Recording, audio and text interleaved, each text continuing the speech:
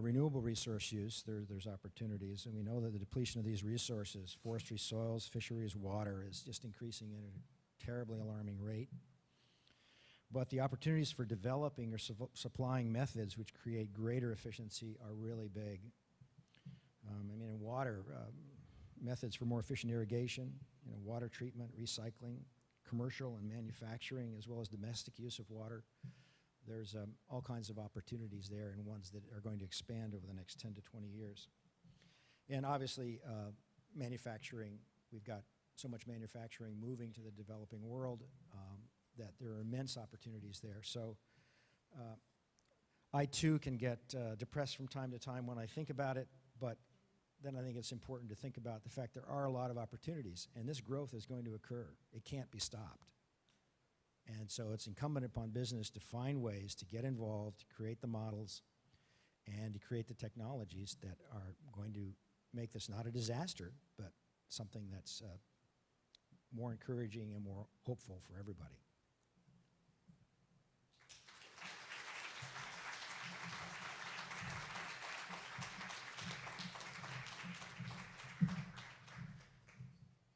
Now we'll take questions from our participants. Oh, yes. Where is Mr. Oh, yes. Arthur, come.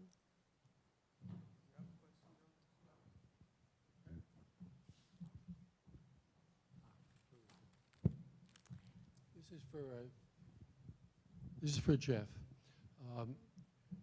When you were speaking about how some products are inherently unsustainable, carcinogens, sugar-laden paper waste, things like that.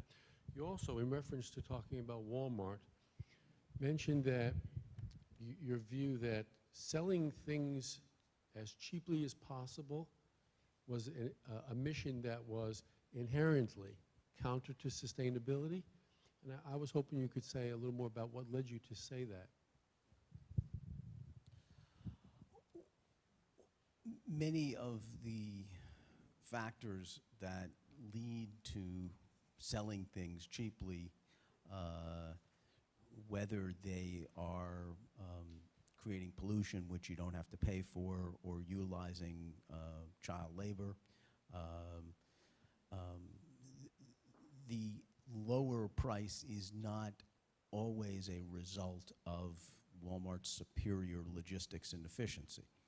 Walmart does derive a lot of efficiency through their logistics and their purchasing power.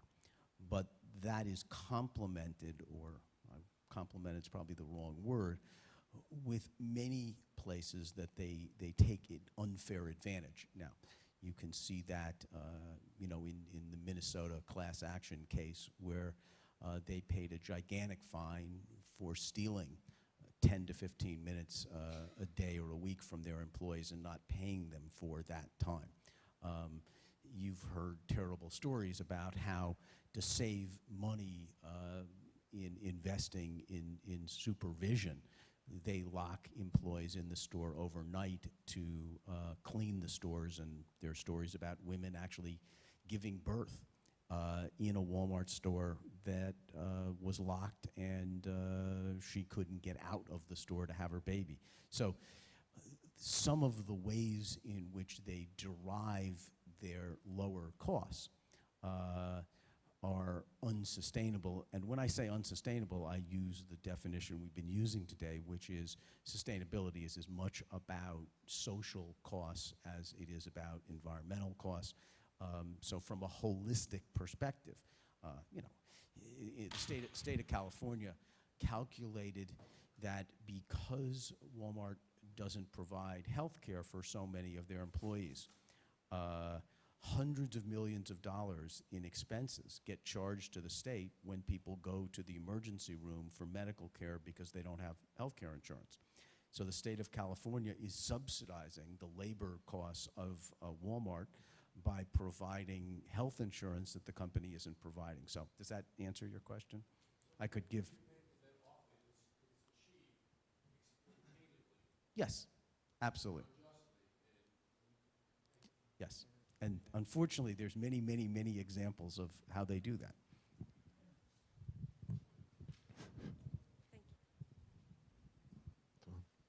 With the diversity that we have on the panel, I kind of want each of you to answer this.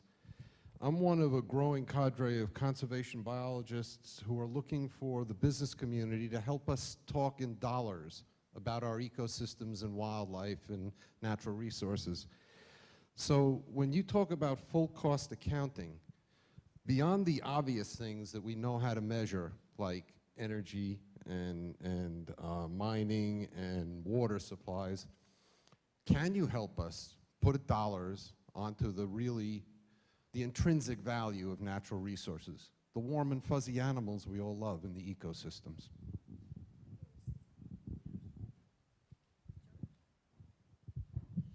I can't answer that question. I don't know the answer. I'm serious. It's a very involved question, and maybe Arturo is the economist. Well, I mean, there are. I'm sure you do know, and I'm sure you've done some. I think there are different approaches. One, technically speaking, one is alternative uses, right? We work with the Galapagos community. Again, I'm from Ecuador, so I love my native country, and Galapagos is a marvel. You know, it's one of the wonderful things that we as we as planet have. But we're losing it, and losing it rapidly because of the unsustainable arrangement, social arrangement. And you have there actually the creme of the crop, you know, the best of conservation agencies.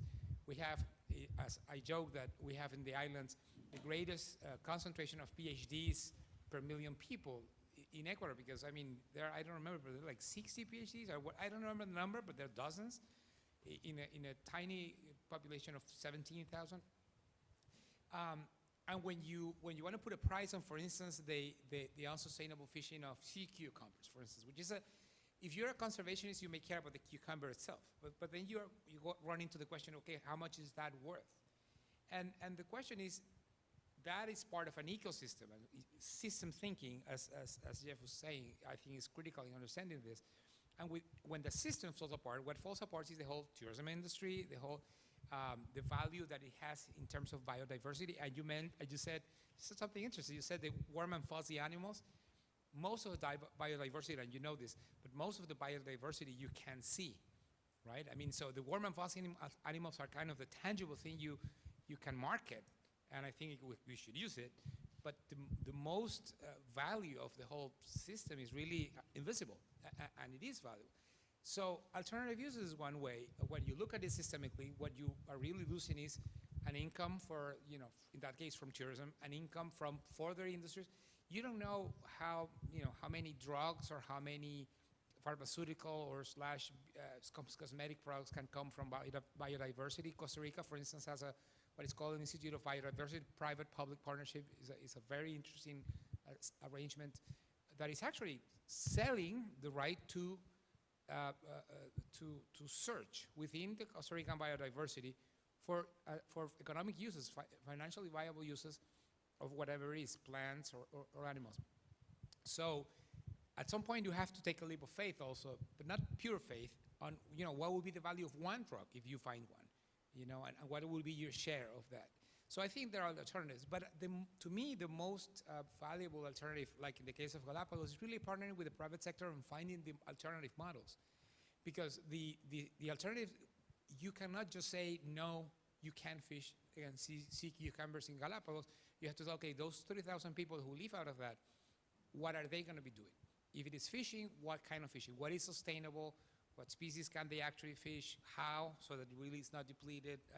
Or no, you cannot fish because it's such a delicate ecosystem that maybe tourism is not a solution. And so putting numbers to it is tough. You can find some, again, techniques, but finding the sustainable model, that's where I think the most constructive use of the partnership might be found. And I think your question is enlightened. I don't see many conservation agencies asking that question and connected to business, and I think it's necessary. Of course, businesses don't necessarily talk in the right language in a way, but we need both conduits. So that would be my incomplete, unsatisfied answer. Do you know the Gund Institute?